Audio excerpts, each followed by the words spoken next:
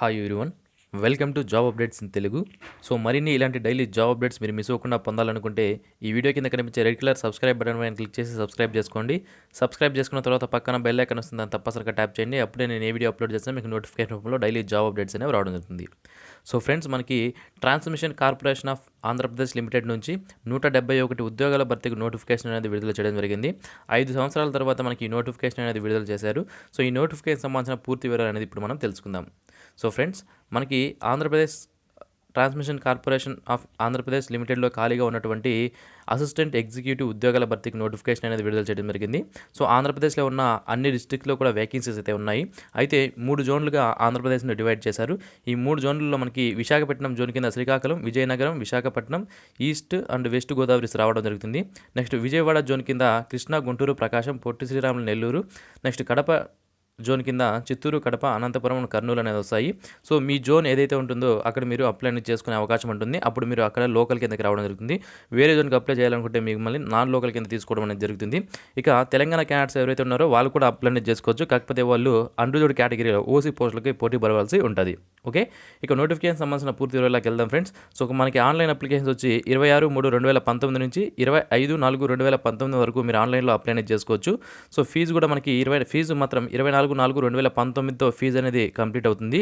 So ఇది మీరు గుర్తుపెట్టుకోవాలి. అప్లై చేసుకోవడానికి మాత్రం 25వ తేదీ లాస్ట్, కానీ ఫీజు పే చేయడానికి 24/4/2019 లాస్ట్ డేట్.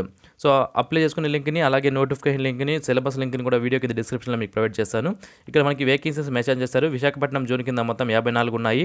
విజయవాడ జోన్ కింద 38, కడప జోన్ కింద 79 ఉన్నాయి. ఈ విధంగా మొత్తం 171 వేకెన్సీస్ ఉన్నాయి. ఈ 171లో మనకి లోకల్ కింద 102 వేకెన్సీస్ ఉన్నాయి. ఓపెన్ కేటగిరీలో 69 వేకెన్సీస్ అనేది మెన్షన్ చేశారు. ఇక్కడ మనకి రిజర్వేషన్స్ అనేవి ఏ విధంగా వర్తిస్తాయని మనకి ఇక్కడ ఇచ్చారు. టోటల్ పోస్టుల్లో మనకి బీసీ వాళ్ళకి 25% ప్లస్ 4% ముస్లిం రిజర్వేషన్ అనేది రావడం జరుగుతుంది. తర్వాత 15% పోస్టులు ఎస్సీ వాళ్ళకి, ఎస్టీ వాళ్ళకి 6% పోస్టులు, ఫిజికల్లీ హ్యాండిక్యాప్డ్ వాళ్ళకి 3% పోస్టులు అనేది ఉంటాయి. ఎవరైతే ఉమెన్ క్యాండిడేట్స్ ఉంటారో వాళ్ళకి 33% రిజర్వేషన్స్ అనేది వర్తించడం జరుగుతుంది యాజ్ పర్ గవర్నమెంట్ రూల్స్ ప్రకారం. నెక్స్ట్ అప్లికెంట్ ఫీజు విషయానికి వస్తే ఈచ్ అండ్ ఎవ్రీ అప్లికెంట్ తప్పనిసరిగా ఈ 150 రూపీస్ ఏదైతే ఉందో అప్లికేషన్ ప్రాసెసింగ్ ఫీజు అది అందరూ తప్పనిసరిగా పే చేయాలి. అయితే మరో 350 రూపీస్ ఏదైతే ఉందో జనరల్ కేటగిరీ వాళ్ళు ఈ 350 రూపీస్ కూడా పే చేయాలి. అయితే ఎస్సీ, ఎస్టీ, బీసీ కమ్యూనిటీస్ వాళ్ళకి ఈ 350 రూపీస్ పే చేయాల్సిన అవసరం అనేది లేదు.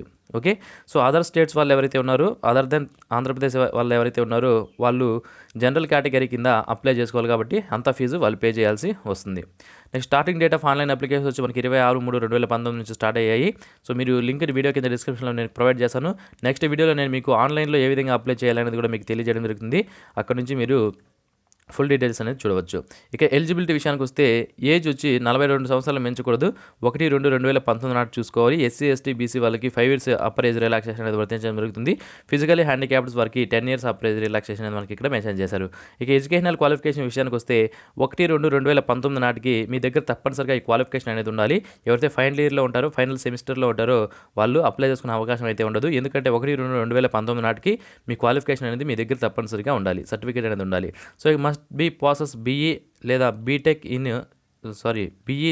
బీటెక్ లేదా ఏఎంఐఈ ఈ మూడిట్లో ఎలక్ట్రికల్ అండ్ ఎలక్ట్రానిక్స్ ఇంజనీరింగ్ చేసిన వాళ్ళు అప్లై చేసుకునే అవకాశం అయితే ఉంటుంది. లేదా ఈక్వలెంట్ క్వాలిఫికేషన్ ఉండాలి. సేమ్ డిసిప్లైన్లో ఈక్వలెంట్ క్వాలిఫికేషన్ అనేది ఉండాలి. అది కూడా రికగ్నైజ్డ్ యూనివర్సిటీ నుంచి పొంది ఉంటే మీరు దీనికి అప్లై చేసుకోవచ్చు. స్టడీస్ అంతా కూడా మనకి రెగ్యులర్ బేసిస్లోనే చదివి ఉండాలి మనకి ఇక్కడ తెలియజేయడం జరిగింది. ఇక సెలక్షన్ ప్రాసెస్ విషయానికి వస్తే ఒకే ఒక ఎగ్జామినేషన్ అనేది కండక్ట్ చేశారు. సో ఆ ఎగ్జామినేషన్ వచ్చి 100% ఎగ్జామినేషన్ పైన ఆధారపడి ఉంటుంది. ఇంటర్వ్యూస్ అనేది కూడా ఉండవు. సో ఎవరైతే ఎగ్జామినేషన్లో మెరిట్లో వస్తారో వాళ్ళకి డాక్యుమెంట్ వెరిఫికేషన్ అనేది పిలవడం జరుగుతుంది. అది కూడా 1:1 రేషియోలోనే పిలుస్తారు మనకి ఇక్కడ తెలియజేయడం జరిగింది. ఇక మినిమం క్వాలిఫైయింగ్ మార్క్స్ విషయానికి వస్తే ఓసీ వాళ్ళకి 40% మార్క్స్ రావాలి, బీసీ వాళ్ళకి 35% మార్క్స్ రావాలి, ఎస్సీ, ఎస్టీ వాళ్ళకి 30% రావాలి, ఫిజికల్లీ హ్యాండిక్యాప్డ్ వాళ్ళకి 30% మార్క్స్ అనేది యాజ్ పర్ రూల్స్ ప్రకారం రావాలి. సో ఇక్కడ హారిజాంటల్ రిజర్వేషన్ అనేది ఉంటుందని మనకి మెన్షన్ చేశారు. సో సిలబస్ లింక్ వీడియో కింద డిస్క్రిప్షన్లో మీకు ప్రొవైడ్ చేశాను. సిలబస్ మనకి ఇక్కడ ఇచ్చారు. సో సెక్షన్ ఏలో మనకి అకాడమిక్ కోర్ సబ్జెక్ట్ ఏదైతే ఉందో అందులో నుంచి 70 మార్కులు అనేది రావడం జరుగుతుంది.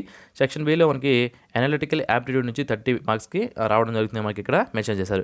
ఇక్కడ ఎగ్జామినేషన్ డేట్ అనేది మనకి మెన్షన్ చేశారు 19/5/2019 ఉంటుందని చెప్తున్నారు.